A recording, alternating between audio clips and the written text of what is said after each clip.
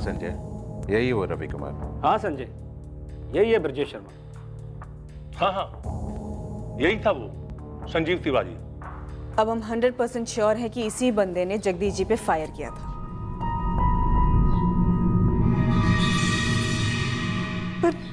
पर मैं इसे नहीं जानती। कौन है ये? नाम क्या है इसका? इसके कई नाम हैं। पर इसकी मेरे पापा से क्या दुश्मनी थी? वो अभी नहीं पता, लेकिन पीयूष ये तुम्हारे पापा को लेकर काफी इमोशनल हो जाता था। ये कोई निजी मामला ही है।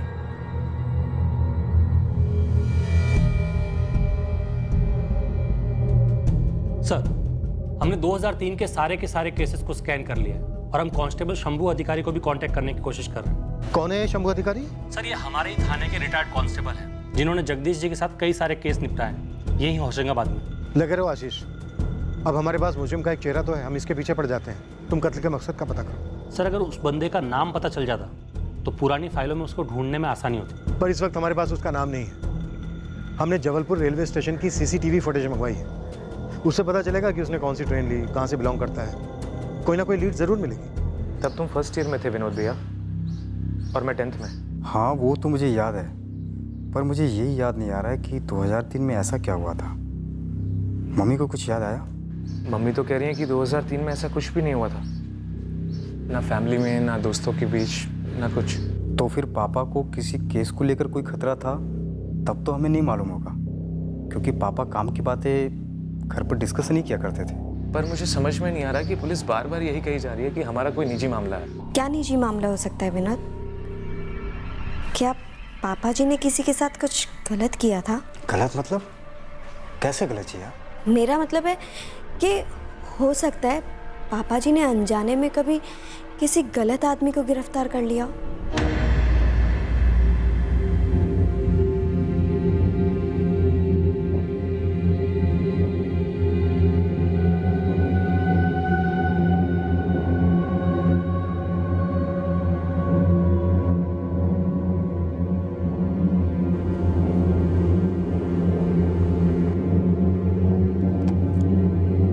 माँ, पापा, मुझे माफ़ कर देना, पर मैं अब यहाँ नहीं रह सकता।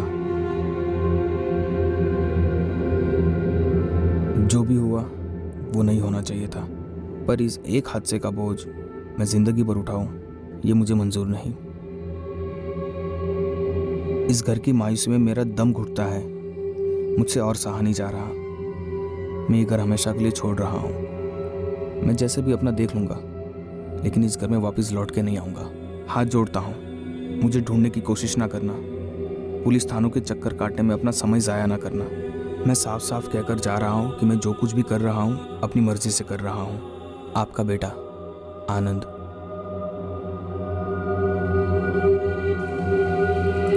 आनंद भैया, प्लीज़ वापस आ जाओ। पापा तो एकदम टूट ही गए। प्लीज़, उन्हें हमारी ज़रूरत है। बहुत ज़्यादा टूट गए भैया। आप इस तरह से चले गए, माँ झेल नहीं पाई। पापा भी बहुत तकलीफ में भैया, अब जल्दी वापस आ जाओ। माँ पापा मेरे चले जाने को झेल ना पाए, या तुम उन्हें न झेलने वाली तकलीफ दे रहे हो? ये क्या कह रहे हो? आपको पापा का दर्द समझ नहीं आता? वो कुछ कहते नहीं है, लेकिन तुझे जो कुछ भी करना है कहना है करते रहे। वैसे भी तू यही तो करते आ रहा है ना। मैं तुझसे कहना भी नहीं चाहता कि तू उससे निकल जा। तेरी जिंदगी है, तू बेहतर समझेगा, लेकिन मैं वापस लौट कर नहीं आऊँगा। तू गोते लगाते रहे, जो हो चुका है उसी के अंदर जीता रहे, मरता रहे, सड़ता रहे। उम्मीद करता हूँ कि पापा को तेरे पागलपन में अपने आप को खोना ना पड़े, जो तुझे दिखाई नहीं दे रहा। मैं तुझसे कहना भी नहीं चाहता कि तू उससे निकल जा। तेरी जिंदगी है, तू बेहतर समझेगा। तू गोते लगाते रहे, जो हो चुका है उसी के अंदर जीता रहे, मरता रहे, सड़ता रहे।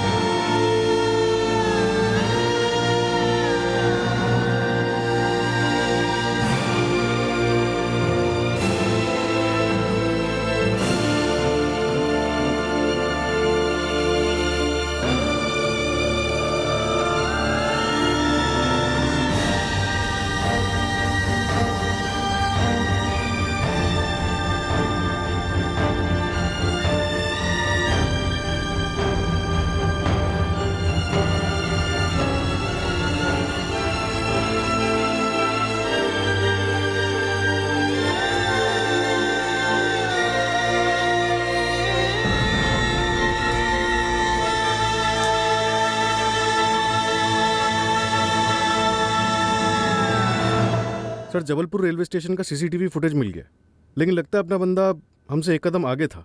जानता था हम फुटेज खंगालेंगे।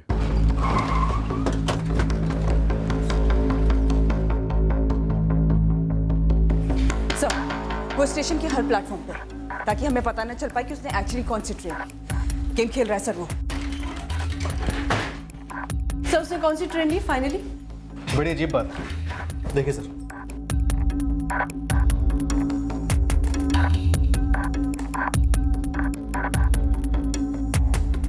ये प्लेटफॉर्म नंबर 4 पे कौन सी ट्रेन है? भोपाल एक्सप्रेस। ये ट्रेन 4:30 बजे निकलती है, पर अपना बंदा नहीं निकला तो 4:45 बजे प्लेटफॉर्म नंबर 3 पर नजर आता है। ये मुंबई जाने वाली ट्रेन है, 5:05 की, और ये आदमी 4:50 में इस ट्रेन में घुसता है और 4:55 पे ये फिर प्लेटफॉर्म नंबर 4 पर नजर आता है। यहाँ ये 5 मिनट रुकता है और फिर उसी दिशा में वापस जाता है जहाँ से आया था। और फिर कहीं नहीं दिखता सर। मुंबई वाली ट्रेन ली 5:05 वाली। सर वो ट्रेन प्लेटफॉर्म नंबर 3 पर थी और ये वापस प्लेटफॉर्म नंबर 3 पर गया हो, ऐसा किसी कैमरे में नहीं दिखा। उसके बाद की कोई ट्रेन 5:25 पे एक ट्रेन है अहमदाबाद की। साफ है, ये बंदा जानता था कि कत्ल के बाद भागते वक्त इसकी पूरी जर्नी ट्रैक कर सकता है। सर कितने ही पुलिस स्टेशन में इसने जगदीश चौहान को ढूंढा है।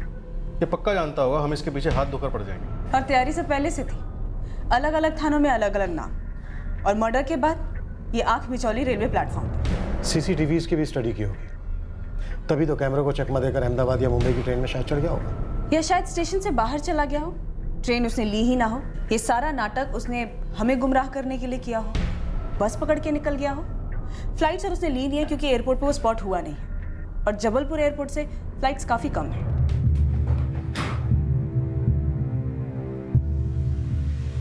तो इस बंदे को मुंबई और अहमदाबाद से ढूंढना खास के ढेर में सुई ढूंढने के बराबर होगा। फिर भी एक बार चांस लेते हैं सर, मुंबई और अहमदाबाद के पुलिस टीम्स की मदद लेते हैं और साथ ही होशंगाबाद में खोज और टाइट करते हैं। इसका 15 साल पुराना कोई ना कोई कनेक्शन जरूर होगा, कोई तो होगा जो इसे जानता हो। ठीक है, जगदीश जी की 2003 में होशंगाबाद में पोस्टिंग थी। खबरियों को लगा दो कम % सर सीसीटीवी फुटेज के ग्रैब के पोस्टर बनवाते हैं, स्टेट के सभी न्यूज़पेपर में छपवाते हैं, कोई ना कोई तो पहचानेगा। बहुत हो गया चोर का खेल, अब खुले मैदान में उतरते हैं और इसे भी उतारते हैं।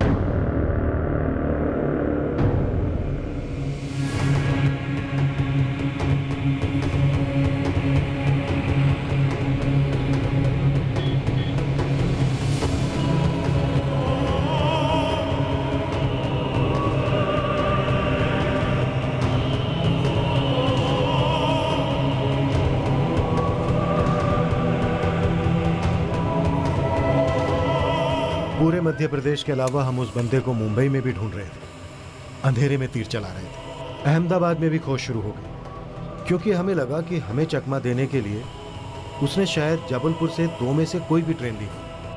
पर हमारे संदिग्ध की खोज में सबसे पहली खबर पड़ोस के होशंगाबाद से आई, जो हमारे रडार पर सबसे ऊपर था।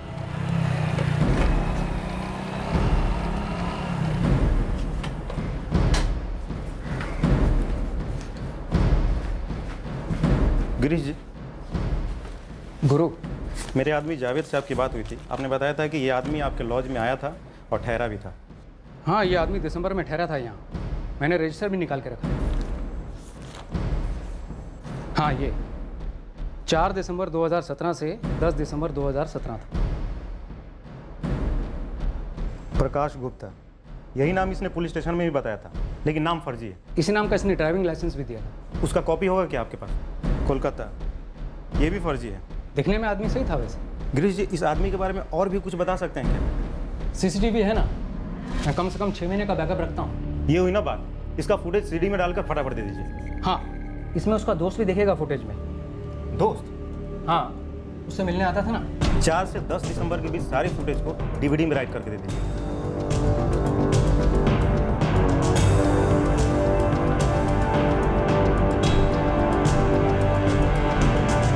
4 दिसंबर को चेकिंग होते हैं और फिर शाम को 5:30 बजे एक दोस्त मिलने आते हैं। सर थोड़ा आगे फॉरवर्ड कीजिए।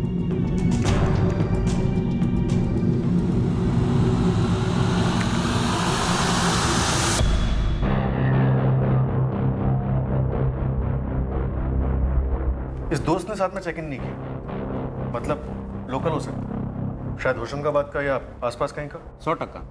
4 के बाद 10 तारीख तक ये दोस्त रोज आया है कमरे पे। कभी अकेले बाहर निकलता था तो कभी इसके साथ बाहर निकलता था। और ये गिरीश, लॉज का रिसेप्शनिस्ट, इसे इसके दोस्त का नाम वगैरह कुछ याद है? फर्स्ट टाइम लॉज में आए तो दोनों के बीच में काफी बातें हुई हैं, फुटेज में दिख रहा है। पूछा मैंने, लेकिन गिरीश भाई को याद नहीं। अब अपने पास 2 टारगेट है। हम अपने इस बंदे को एक्स नाम देते हैं और इसके इस दोस्त को वाई, जो कि पूरे चांसेस हैं होशंगाबाद या आसपास का ही होगा। गुरु एक काम कर, अपने सब लड़कों को बोल कि वो इस एक्स के साथ साथ पूरे होशंगाबाद में इस वाई की तस्वीरें भी घुमाएं। अगर हमें ये वाई मिल गया तो ये वाई हमें एक्स तक लेकर जाएगा। इस बंदे को ढूंढना है। ये बंदा इस बंदे का दोस्त है। ये बंदा यहाँ होशंगाबाद या आसपास का हो सकता है। इस बंदे को जल्द से जल्द ढूंढना है, समझे?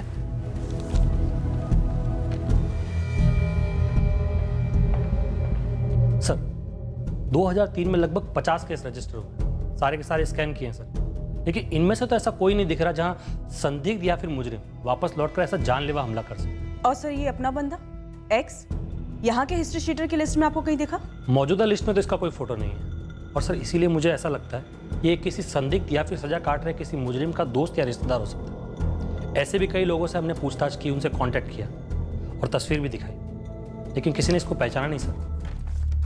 15 साल पहले का एक्स आज के एक्स से अलग दिखता होगा, और वैसे भी मुझे नहीं लगता कि ये कोई हिस्ट्री शीटर होगा, क्योंकि कोई हिस्ट्री शीटर ऐसे किसी को ढूंढते हुए सीधे पुलिस स्टेशन नहीं जाएगा। जिस तरह का इसका बर्ताव और हुलिया था ऐसा लगा नहीं सर, पढ़ा लिखा और डिसेंट सा बनता लगा।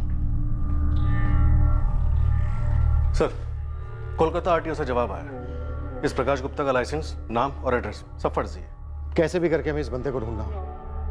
ये आके इस तरह से एक रिटायर्ड पुलिस अफसर को मार के चला जाता है, और कत्ल के 3 हफ्ते बाद हमारे पास इसकी और इसकी दोस्त की तस्वीरों के अलावा कुछ नहीं है। मकसद क्या था इसका? सर वो रिटायर्ड कांस्टेबल शंभू जी आए हैं जो जगदीश जी की टीम में थे 2003 में।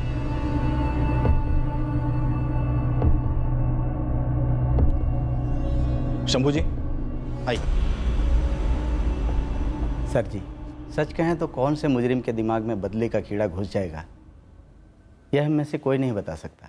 आपकी बात सही है शंभू जी, पर कोई तो ऐसा केस आया होगा जिसमें संदिग्ध या मुजरिम आपको ऐसा लगा हो, गुस्सैल, सरफराज। मैंने सारे केसेज याद किए और जितने याद आए उसमें ऐसा तो कुछ भी नहीं था जिसमें किसी के खिलाफ कोई गलत चार्जशीट बनी हो। जगदीश सर भी बहुत सटीक थे अपने काम में। हमने जगदीश जी के कई केसेस स्कैन करवाए, पर हमें ना इस बंदे का पता चल रहा है और ना इसके मकसद का। शंभू जी अभी तक जो सामने आया है वो पर्सनल ही लग रहा है, लेकिन जगदीश जी की फैमिली कह रही है कि ये कोई निजी पारिवारिक मामला भी नहीं है। लेकिन एक बात तो पक्की, जो कुछ भी हुआ वो 2003 और 2005 के बीच यहीं होशंगाबाद में हुआ।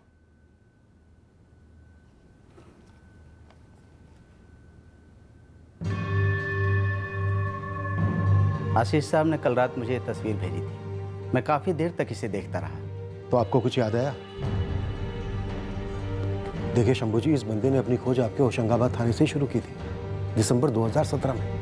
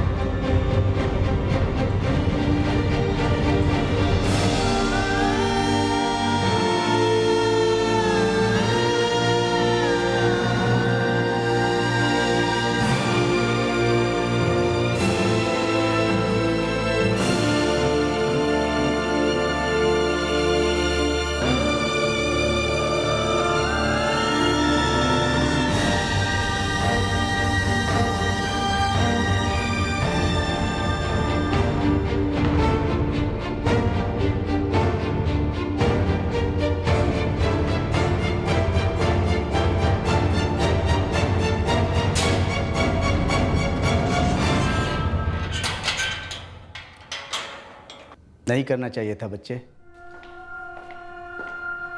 सर मैं पक्का तो नहीं कह सकता, लेकिन ये चेहरा मुझे उस लड़के की याद दिला रहा है। कौन लड़का शंभू जी? केस क्या था?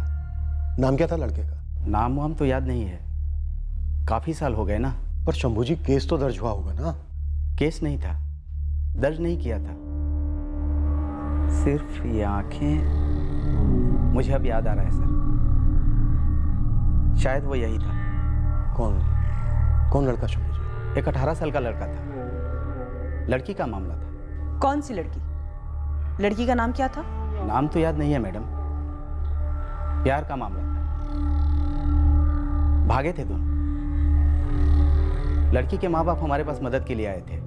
अरे इंस्पेक्टर साहब, हमारी बेटी सीधी और शरीफ लड़की है, वो खुद से उस लफंगे के साथ जा ही नहीं सकती। लेकिन ये चिट्ठी, ये उसकी खुद की लिखाई है? आप कहना क्या चाहते हैं? वो खुद से भागी होगी? लड़की नाबालिग थी सर, और इस लड़के के साथ भागी थी, और ऊपर से पीछे चिट्ठी भी छोड़ गई थी। हमने लड़के के परिवार को भी हाजिर किया था। उनके पास भी एक चिट्ठी थी जो लड़का पीछे छोड़ गया था। मालूम यह हो रहा था कि लड़का और लड़की दोनों ने मिलकर प्लान बनाया था और भागे थे। तेरे लड़के ने मेरी बेटी का किडनैप किया है, किडनैप। उसके बोलेपन का गलत फायदा उठाया है। क्रिमिनल है तेरा लड़का। हमारा बेटा भी चिट्ठी छोड़ कर गया है, मतलब दोनों बच्चे साथ मिलकर भागे। देखिए सर, दोनों बच्चे हैं, जवानी की कगार पे हैं, बहक गए होंगे और कर दी ये गलती। तुम्हारा बेटा कहाँ है? सर, अगर मुझे पता होता तो मैं बच्ची के साथ उसे यहाँ लेकर आता। तेरे लड़के ने मेरी लड़की से जबरदस्ती चिट्ठी लिखवाई। सर, दोनों घरों में चिट्ठियां मिली हैं। सर, दोनों ने साथ में मिलकर बचकानी हरकत की होगी। अच्छा, तो ये बचकानी हरकत करने से पहले तेरे भाई ने तुझे बताया था क्या? सर, अगर वो बताता तो मैं उसको भागने देता क्या? नहीं सर, हमें कुछ पता नहीं है। उसके भागने के प्लान को लेकर हमें भनक तक नहीं मिली। झूठ बोल रहे हैं साहब साहब, ये सब जानते हैं लेकिन छुपा रहे। अब ये नाटक बंद करो और सच सच बता दो, और बेटे ने इनकी बेटी को कहाँ छुपा के रखा है, वरना बाप बेटे को अंदर कर दूंगा अभी कभी। हमें कुछ पता नहीं, आप यकीन कीजिए हमारा। सर, मैंने उसके सारे दोस्तों से पूछा, लेकिन उसने अपने किसी भी दोस्त को एक शब्द भी नहीं बोला। अब दोनों बच्चों को ढूंढकर वापस लाइए। हम मानते हैं कि हमारे लड़के की गलती है, लेकिन वो भी तो बच्चा ही है ना सर। चुप कर, बच्चा बच्चा बोलकर पल्ला मत झाड़। तेरे बेटे ने गलत नहीं बल्कि गुनाह किया, गुनाह। नहीं, अगवा किया है मेरी बच्ची को इन सब ने। सर, मेरी शिकायत दर्ज कीजिए इन सब के खिलाफ। ऐसा मत कहिए, दोनों बच्चे हैं, सिर्फ उनसे गलती हुई है। अब भीगी बिल्ली तो ना बनो, तुम्हारा लड़का कोई बच्चा नहीं है, 18 साल का है। और एक बात कान खोल के सुन लो तुम, इनकी बेटी नाबालिग है। किडनैपिंग के साथ और भी संगीन चार्ज लग सकते हैं और वो मैं लगाऊंगा। क्योंकि लड़की नाबालिग थी, हमने तुरंत एक्शन लिया। उस लड़के के बाप को बुलाकर कड़ी पूछताछ की और जोड़ों को ढूंढना शुरू कर दिया। 3-4 दिनों के अंदर ही एक लॉज में दोनों मिल गए।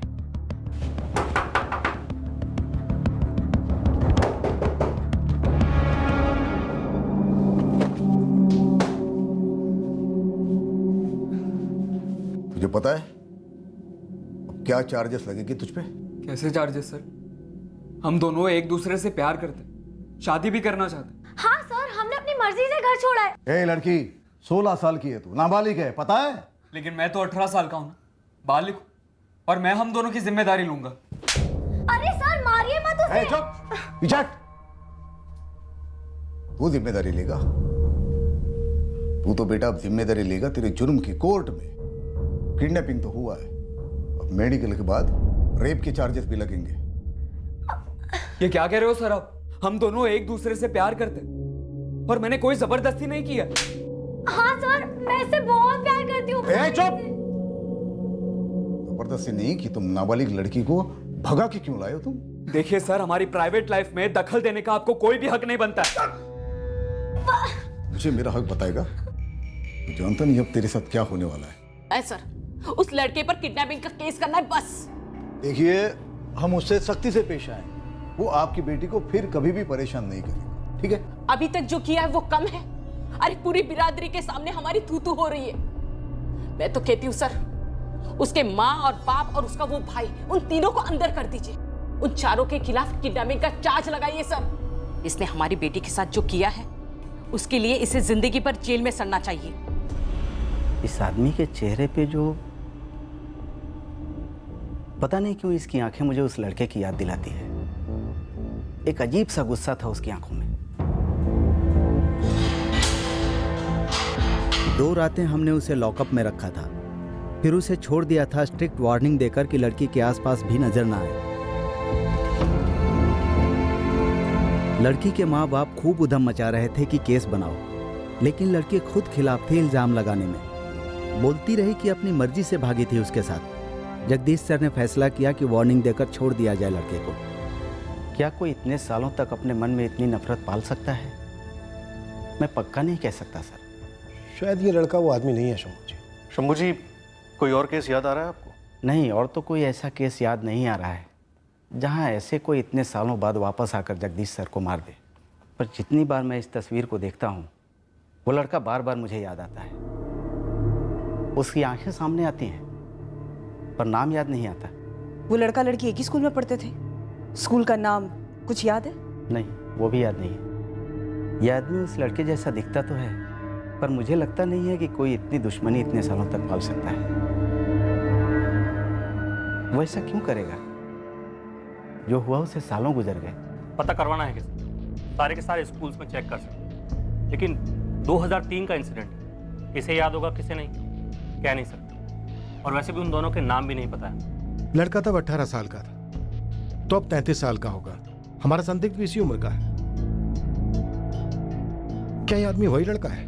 सर, जैसा कि शंभू जी ने बताया, उसे लगता तो नहीं है कि इतनी गहरी दुश्मनी वाली कोई बात थी। शायद वो अपनी लव स्टोरी टूटने की वजह जगदीश जी को मानता हूँ, और 15 साल पुराने इस घाव को नासूर बनाए रखा हो अपने अंदर।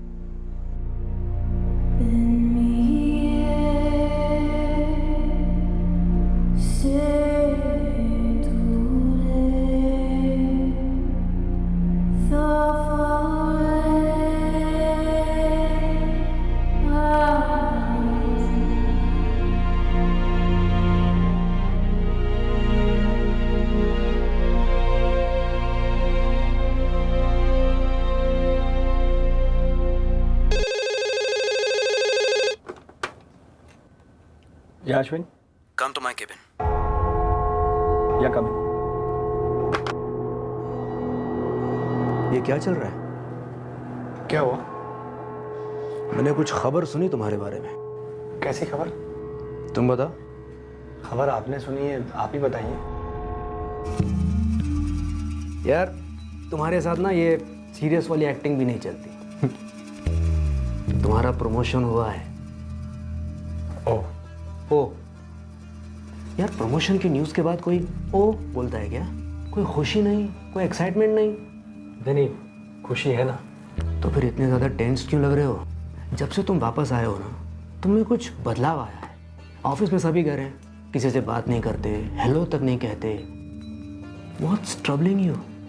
नहीं, बात करता हूँ सबसे। 4 महीने तुम कहाँ थे? प्रमोशन की न्यूज़ के लिए थैंक्स अश्विन। ये प्रमोशन का मेल मुझे आएगा ना? हाँ, हेड ऑफिस से और पर्सनल से मेल आ जाएगा। मैंने सोचा ये खुशखबरी मैं खुद दूं। थैंक्स। समीर,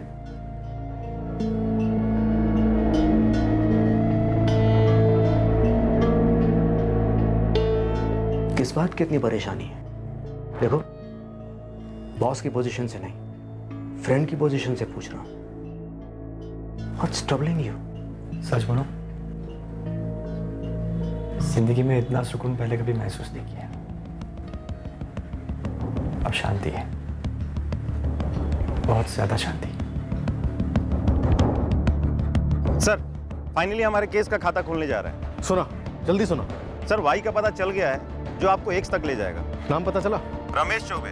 हमारा अंदाजा सही था, यही होशंगाबाद का रहने वाला है। मैंने उसके घर पे फील्डिंग लगाई है, बस आप लोग तुरंत आ जाइए।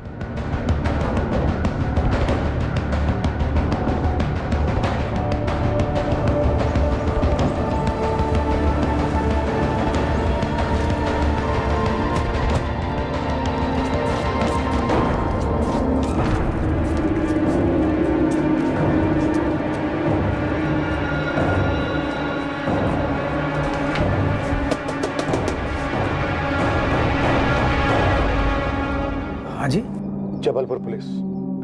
जी कहिए। कहना तुझे, सवाल हम करेंगे। लॉकअप में। ये तुम्हारा दोस्त, क्या नाम है इसका? एड्रेस और नंबर भी बोलो। सर, ये मेरा दोस्त नहीं है। मैं तो जानता भी नहीं कि ये कौन है।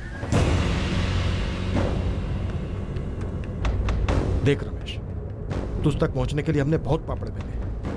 अगर तू 2 सेकंड के अंदर नहीं बोला ना तो तुझे पूरा तोड़ देंगे हम।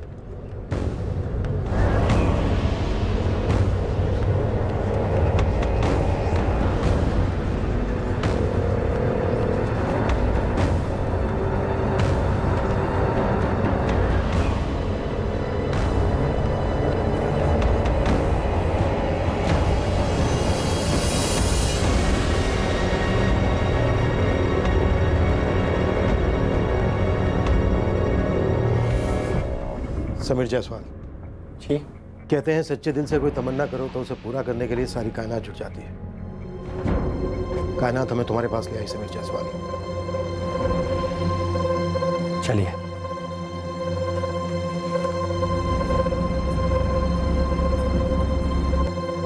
मेरी लाइफ तो उसी दिन बर्बाद हो गई थी जब रीचा और मुझे पकड़कर वापस लाया गया। वो होना नहीं चाहिए था, उनको ऐसा नहीं करना चाहिए था। हम दोनों बस हमेशा साथ रहना चाहते थे। हम दोनों सिर्फ यही चाहते थे, बस मेरा उसे और उसका मुझे चाहने में हमारे संस्कारों, हमारी परवरिश का कोई लेना देना नहीं था। हम सच्चा प्यार करते थे एक दूसरे से। घर से भागने का फैसला हम दोनों ने मिलकर लिया था। मैंने उसे किडनैप नहीं किया था, हम दोनों अपनी मर्जी से भागे थे और हम दोनों को अपनी मर्जी के खिलाफ वापस लाया गया, अलग किया गया। उसके बाद रीचा और उसकी फैमिली होशंगाबाद छोड़ के कहीं और चली गई। वो हमेशा के लिए चली गई। दोबारा कभी देख तक नहीं पाया उसे मैं। और इस सब के लिए तूने इंस्पेक्टर जगदीश चौहान को जिम्मेदार ठहराया। रिचा नाबालिग थी उस वक्त, केस बनता तो कहीं नहीं रहते तुम। वो तो वैसे भी कहीं का नहीं रहा। मुझे जो जिल्लत का सामना करना पड़ा वो करना पड़ा, लेकिन मेरे पापा, उनके साथ जो हुआ नहीं होना चाहिए था। अगर जो हुआ वो जुर्म था कोई, तो उसके लिए मैं और सिर्फ मैं जिम्मेदार था। पर उसके लिए मेरे पापा को सजा क्यों दी गई? उन्हें क्यों लॉकअप में रखा गया? कभी एक शब्द नहीं बोले मेरे पापा, लेकिन मुझे साफ नजर आता था उनके चेहरे पर कि उन्होंने भयंकर अपमान झेला था। क्या ये सही है किसी से कोई कानून टूटे, और वो भी अनजाने में? तो आप उसके बाप को बुरी तरह बेआबरू करो।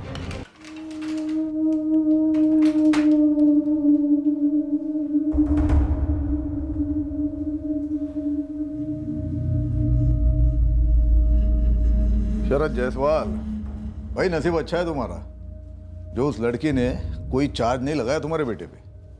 वो लोग अपना केस वापस ले रहे हैं। अरे हीरो, तुम लोग अगर मेरे हाथ नहीं लगते ना तो तुम्हारे पूरे खानदान की हालत में खराब कर देता। क्यों क्यों करेंगे आप ऐसा? और मेरे परिवार वालों ने किया ही क्या? भागा तो मैं था। साहब 18 साल में इतनी अकड़ है? ये सब तेरे लाड़ प्यार का नतीजा है शरद। पंख निकल आए तेरे बेटे के। इसे जो पंख आए ना वो तेरी वजह से। मेरे पापा को कुछ भी कहने की जरूरत नहीं है। समीर चुप कर, मैं कह रहा हूं ना। आंखें नीचे कर, तो सारे 1 मिनट में चर्बी उतार दूंगा यहीं पे। वो तो मैंने मना कर दिया था उन लोगों को केस करने के लिए, पर अब तो लगता है कि करना ही चाहिए था। तगड़ी चार्जशीट बनती, 7-8 साल के लिए जाता अंदर। चल निकल यहां से, और इसके साथ सख्ती से पेश आ। अकल ठिकाने ला इसकी, नहीं तो बड़ा होके और जुर्म करेगा तेरा बेटा। चलो निकलो यहां से।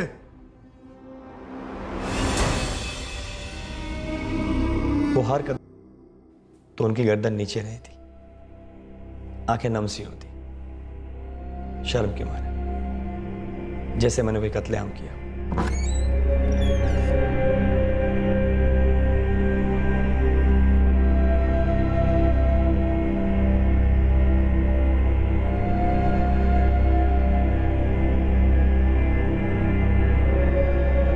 उनके चेहरे का दर्द मुझे 24 घंटे दिखता, महसूस होता। मैं जानता था कि वो जिल्लत महसूस करता है। कभी कुछ कहा नहीं उन्होंने,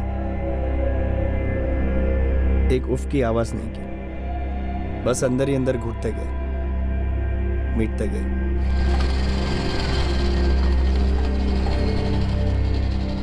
भैया पान लगा देना एक। शरद जायसवाल ठीक तो हो ना? मुझे लॉकअप से छोड़ दिया गया, लड़के पर नजर रखे हो ना? लेकिन हमारी जिल्लतें खत्म नहीं हुई। ऐसे लड़कों उसके को बाद गुलाम जब नहीं, भी वो मेरे पापा से टकरा था पट्टा बांधना चाहिए। वो उन्हें जलील करता। मेरे सामने ये एक बार हुआ था, पर मुझे यकीन था कि जगदीश ने मेरे पापा को ऐसे कई बार जलील किया होगा। मुझे थप्पड़ मारे, गालियां दी गई, मुझे उतना फर्क नहीं पड़ा था, लेकिन मेरे कारण मेरे पापा की बेइज्जती होती रही। ये मुझसे बर्दाश्त नहीं होता था। मैं पापा को मायूस नहीं देख पाता था। मेरे पापा मेरी दुनिया थे और मैं उस दुनिया को एक एक दिन, एक एक रात बिखरते हुए, टूटते हुए देख रहा था। रीचा मेरा प्यार थी, पापा मेरे सब कुछ। दोनों को मुझसे अलग कर दिया उस एक आदमी ने। उन्होंने तुझे जेल से बचाया, एक नाबालिग लड़की को बचाया, एक संगीन जुर्म होने से बचाया। सच्चा प्यार करना जुर्म है। सच्चा प्यार होता तो रुकते, इंतज़ार करते रिचा के बालिग होने का, अपने 21 साल के होने का, और उससे पहले अपने अपने माँ बाप से बात करने की कोशिश करते। हमें पता था कि हमारे पेरेंट्स उस बात के लिए राजी नहीं होंगे। उस वक्त हमें जो ठीक लगा हमने किया। अगर कोई दो इंसान अपनी मर्जी से कोई फैसला करे तो उससे कोई कानून तो नहीं टूटता है ना। अगर उसने हमें अलग नहीं किया होता तो ऐसा कुछ होता ही नहीं। उस एक आदमी की वजह से मैंने मेरी ज़िंदगी में सब कुछ खो दिया। रीचा चले गई, पापा भी पहले जैसे नहीं रहे, उनकी इज्जत चली गई, मेरा भाई भी घर छोड़ के चला गया, फिर मम्मी भी चल बसी। ये सब कुछ हुआ उस एक आदमी की वजह से।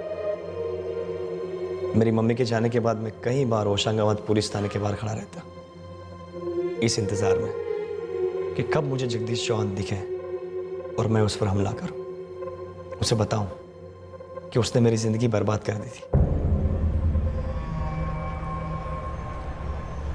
और मैं ऐसा कर ही देता अगर मेरे पापा ने मुझे रोका नहीं होता। क्यों कर रहा है बेटा? समीर, मैं तुझसे कुछ पूछ रहा हूं। पापा, मुझसे अब बर्दाश्त नहीं। उसने हम सबकी जिंदगियां बर्बाद कर दी और मैं आपको ऐसे मायूस नहीं देख सकती।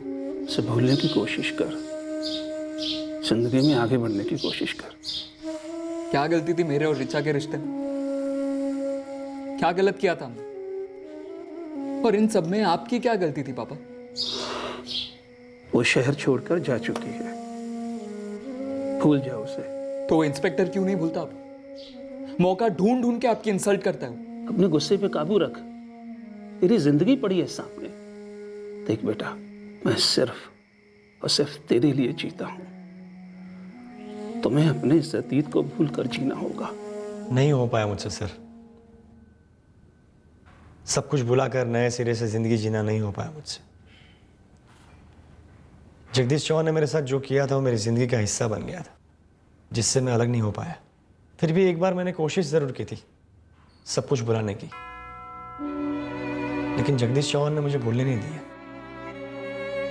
मैं और नमिता एक दूसरे को पसंद कर चुके थे, लेकिन बात आगे नहीं बढ़ पाई क्योंकि बात आगे नहीं बढ़ने दी गई।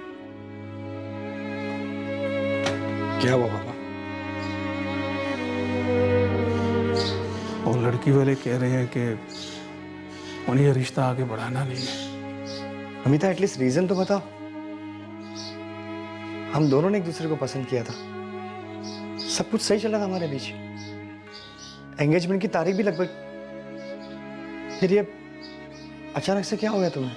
मुझे लगता है हमारी जमेगी नहीं समीर। क्यों? ऐसा अचानक से क्यों लग रहा है तुम्हें?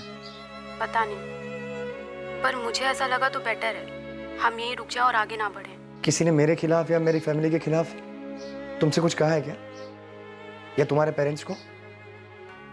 नहीं। जगदीश चौहान है ना, उसी ने कान भरे तुम सबके। क्या? मुझे नहीं पता कौन है जगदीश चौहान। रहने दो, पहले रीचा, फिर नमिता। वो मेरी जिंदगी बर्बाद करता गया। लेकिन उसके बाद मैंने पापा का दिल दुखाने जैसा कुछ नहीं किया। उनकी हर बात मानी, क्योंकि पापा ही मेरे लिए सब कुछ थे।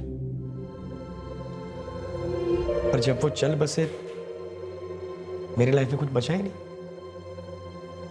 जितनी तकलीफ मैंने झेली थी, उतनी ही या उससे कहीं ज्यादा तकलीफ मेरे पापा ने झेली।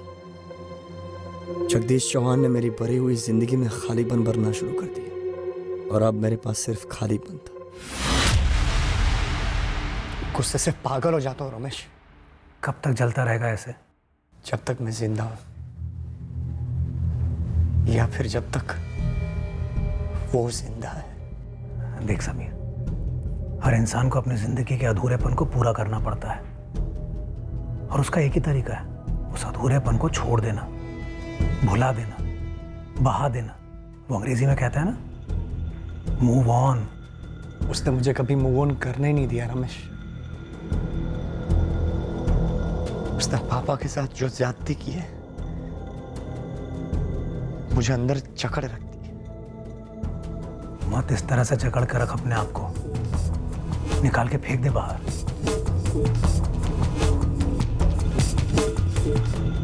सर, समीर बचपन का दोस्त है मेरा, बेस्ट फ्रेंड। मैंने बस उसे एक सलाह दी थी, एक याद में जकड़ा मत रहे, खुला छोड़ दे मन को। मतलब मार डाल जगदीश चौहान को? नहीं सर, बिल्कुल नहीं। मेरा वो मतलब नहीं था कहने का। लेकिन तुम्हें मालूम था समीर ने गन खरीदी, तुम्हें यह भी मालूम था कि वो जगदीश चौहान की खोज में निकला है, फिर भी ना तुमने उसे रोका और ना ही पुलिस को आगाह किया। और फिर जब वो जगदीश चौहान तक पहुंच गया, तुम्हें फ़ोन किया, तब भी तुमने उसे रोकने के लिए कुछ नहीं किया। शायद मुझसे गलती हो गई सर। शायद गलती नहीं हुई, पक्का गलती हुई।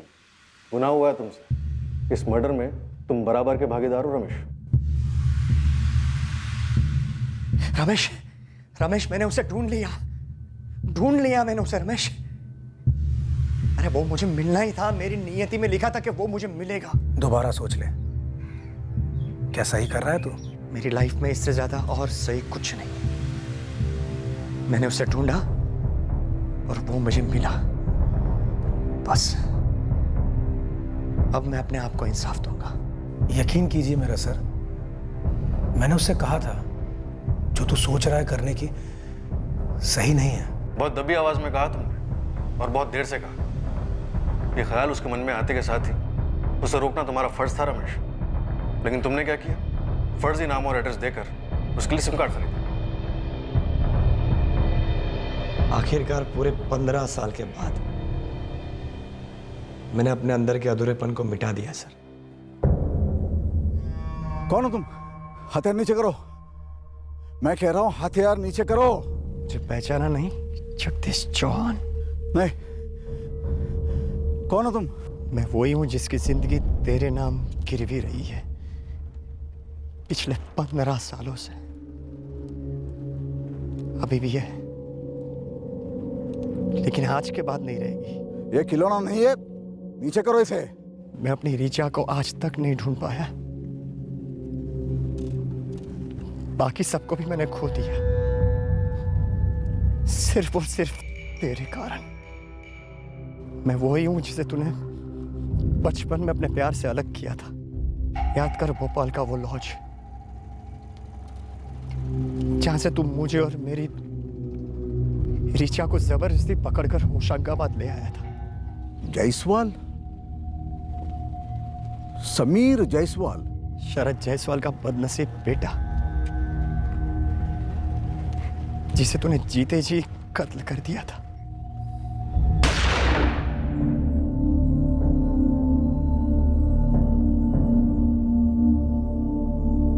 गन कहां से खरीदी? मुंबई से, एक सप्लायर से पहचान थी। नंबर दो उसका। अब नहीं मेरे पास। तो अब तेरे अंदर का अधूरापन खत्म हो गया? मिलके तेरी आत्मा को शांति? जी, ऐसा ही समझ लीजिए।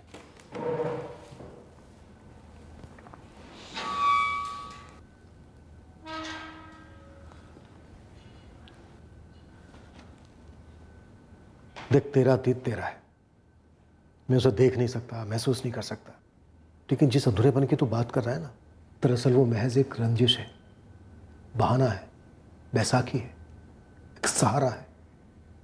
जिसे पकड़े तूने सिर्फ एक दूसरे इंसान को आज तक दोष दिया है। और जगदीश चौहान ने क्या अलग कर दिया? मेरी उस एक हरकत के लिए उसने किसी और को दोष दिया, दर्द दिया, दंड दिया, और वो कोई और मेरे पापा थे। अभी आप मुझे लेक्चर देंगे कि मैं कितना गलत हूं। मैं जानता हूं मैंने गलत किया है, लेकिन किसी ने जगदीश चौहान से कहा कि उसने कितना गलत किया था। किसी गलत काम के जवाब में किया गया गलत काम सही नहीं हो जाता। जानता हूं, पर कम से कम गलतियों का बैलेंस तो ठीक होता है। गलत कत्ल या कोई भी जुर्म बैलेंस ठीक नहीं करता, बल्कि बिगाड़ता है। बैलेंस तो अब ठीक होगा जब कानून तुझे सजा देगा। मेरी पूरी जिंदगी एक सजा थी, कानून अब क्या सजा देगी मुझे? खुद पर हमेशा इतना तरस खाते आया है, कभी एक बार आईने के सामने खड़ा होकर ये नहीं सोचा कि जो सामने है वो वर्तमान है, अतीत पीछे छूट गया है। वर्तमान का रास्ता भी अतीत से निकलता है सर। निकलता है, पर उनके लिए जो अतीत को पीछे छोड़कर आगे बढ़ना चाहते हैं, पर अपनी नाकामयाबियों या नीति की शक्तियों के लिए हमेशा दूसरों को दोष देने की कुछ लोगों में लत होती है। उसका जीता जागता नमूना है तो। दुख की बात है, अब अगर तुझे अफसोस हुआ अभी तो बहुत देर हो चुकी है। ऋषा कहाँ है? पता नहीं, मैं उसे ढूंढ नहीं पाया। मुझे यकीन ही नहीं हो रहा है। मैंने मजाक में पूछा भी था उसे, कहीं वो एजेंट वेजेंट टाइप का तो नहीं है। समीर इतना brilliant worker, one of the best employees.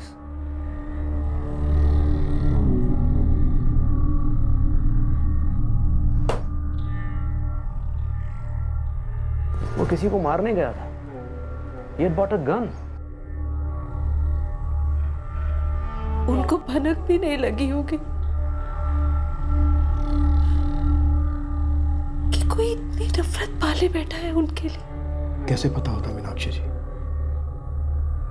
15 साल पहले जब ये इंसिडेंट हुआ, तब सपने तक में नहीं सोचा होगा कि 15 साल बाद इसका इस तरह से नतीजा सामने आएगा।